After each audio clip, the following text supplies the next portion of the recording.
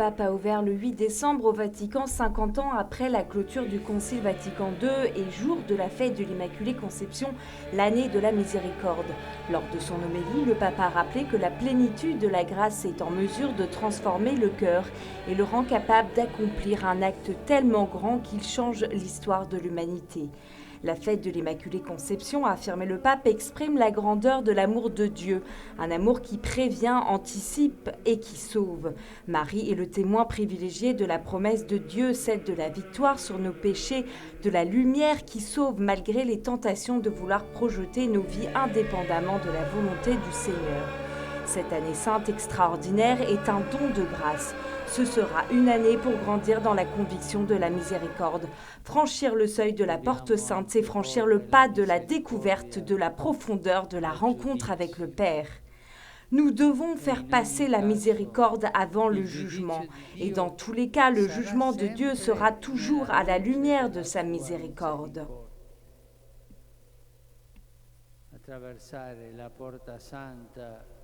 Traverser la porte sainte nous fait donc nous sentir participants de ce mystère d'amour.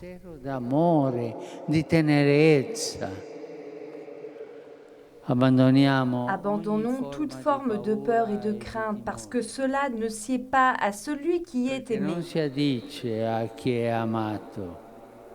Vivons plutôt la joie de la rencontre avec la grâce qui transforme tout.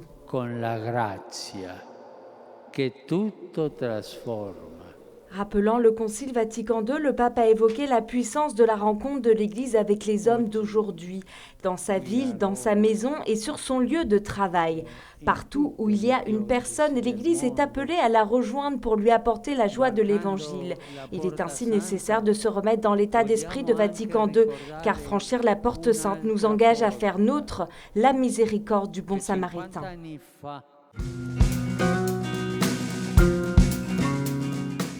Une journée intense, passée sous le signe du manteau de la Mère de la Miséricorde, dans la solennité de l'Immaculée Conception de la Vierge Marie, après une matinée chargée en émotions pour l'inauguration du jubilé extraordinaire, le pape François s'est rendu place d'Espagne pour l'hommage à l'effigie de Marie. Au pied de la jeune femme de Nazareth, le pape a prié pour ceux qui ont un dur chemin de vie, les familles avec leurs joies et leurs peines, les personnes âgées, les malades, les prisonniers, ceux qui sont arrivés en terre lointaine à la recherche de paix et de travail. Guardando-te, Madre nostra Immaculata, riconosciamo la vittoria della Divina Misericordia. En te regardant, Mère Immaculée, nous reconnaissons la victoire de la divine miséricorde sur le péché et sur toutes ses conséquences. Et en nous se rallume l'espérance d'une vie meilleure, libérée de l'esclavage, des rancœurs et des peurs. Juste après, le pape François s'est rendu dans la basilique de Saint-Marie-Majeure, accueilli par un nombreux groupe de fidèles en fête. Il s'est donc recueilli en prière devant l'icône de la Salus Populi Romani, avant de rentrer au Vatican. Pourquoi un jubilé de la miséricorde? Le pape François a décidé d'expliquer encore une fois aux fidèles durant sa catéchèse de l'audience générale la signification de l'année sainte initiée hier avec l'ouverture de la porte sainte dans la basilique Saint-Pierre.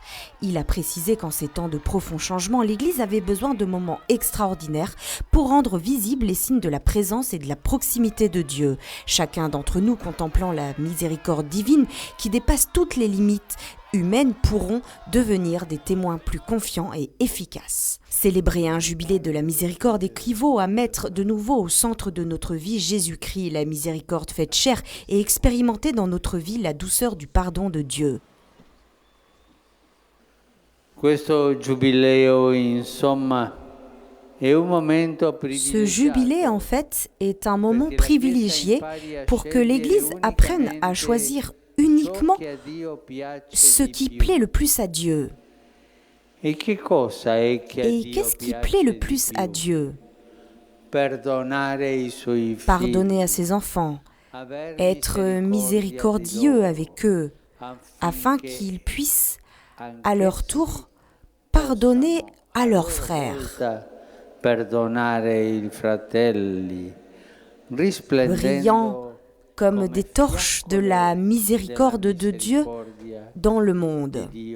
La joie de Dieu est de pardonner, a encore ajouté le pape, et cela est nécessaire de reconnaître que nous sommes pécheurs, de renforcer notre certitude de la miséricorde divine, parce que l'ennemi de la miséricorde est l'amour-propre, qui dans le monde prend la forme de la recherche exclusive de son propre intérêt, des honneurs, des richesses, souvent travestis en hypocrisie et en mondanité. Aussi est-il nécessaire de se reconnaître pécheur pour renforcer en nous la certitude de la miséricorde divine. En répétant au contraire la prière « Seigneur, je suis un pécheur, viens avec ta miséricorde », nous pourrions changer le monde. Oggi ci vuole coraggio a parlare di gioia. Ci vuole soprattutto fede. Aujourd'hui, il faut du courage pour parler de la joie. Il faut surtout de la foi. Le monde est assailli par tant de problèmes, l'avenir chargé d'incertitudes et de craintes. Eppure il cristiano è una persona gioiosa. Et pourtant, le chrétien est une personne joyeuse. Non è qualcosa di superficiale. Et sa joie n'est pas quelque chose de superficiel et d'éphémère. Cette joie est profonde et stable parce qu'elle est un don du Seigneur qui remplit la vie. En ce troisième dimanche de l'Avent, il est important d'approfondir la dimension de la joie d'être chrétien, a souligné le pape. Une joie qu'il est encore plus facile d'expérimenter au cours du jubilé de la miséricorde. Avant la prière de l'Angélus, le pape François a également rappelé que personne n'était exclu du salut et que Jésus indique toujours le chemin de l'amour pour le prochain. La route de la conversion est accessible même au pire des pécheurs parce que Dieu est soucieux d'offrir sa miséricorde à tous et d'accueillir chacun dans une étreinte pleine de tendresse, de réconciliation et de pardon. Ce dimanche, la porte sainte de la basilique Saint-Jean-de-Latran à Rome a été ouverte et beaucoup d'autres dans le monde, ainsi que dans des lieux de difficulté et d'exclusion comme les prisons. Après la prière mariale, le Saint-Père a salué tous les détenus du monde. Il espère également que chacun, au cours des 12 prochains mois, puisse se faire l'instrument de la tendresse de Dieu. Le pape François a par ailleurs manifesté sa satisfaction à propos de l'accord sur le climat à Paris, un accord qualifié d'historique. Il a rappelé également l'enjeu de la conférence ministérielle de l'Organisation mondiale du commerce qui s'ouvre mardi prochain à Nairobi, au Kenya.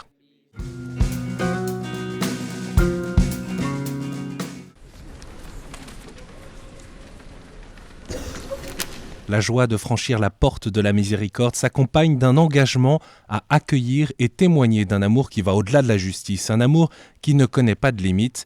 De cet amour infini, nous sommes responsables malgré nos contradictions. Voilà ce qu'a dit le pape François en ouvrant la porte sainte de la basilique Saint-Jean-de-Latran, la cathédrale de Rome et la mère de toutes les églises du monde. Il y a célébré ensuite la messe en ce troisième dimanche de l'Avent.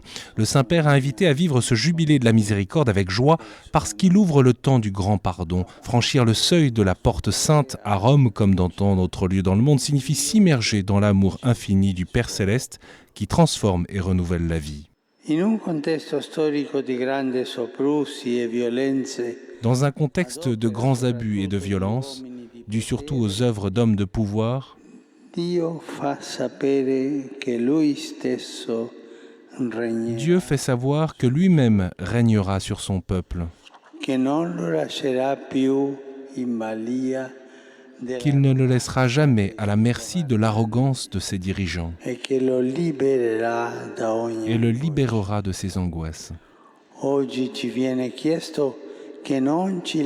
Aujourd'hui, il ne faut pas baisser les bras devant le doute, l'impatience ou la souffrance.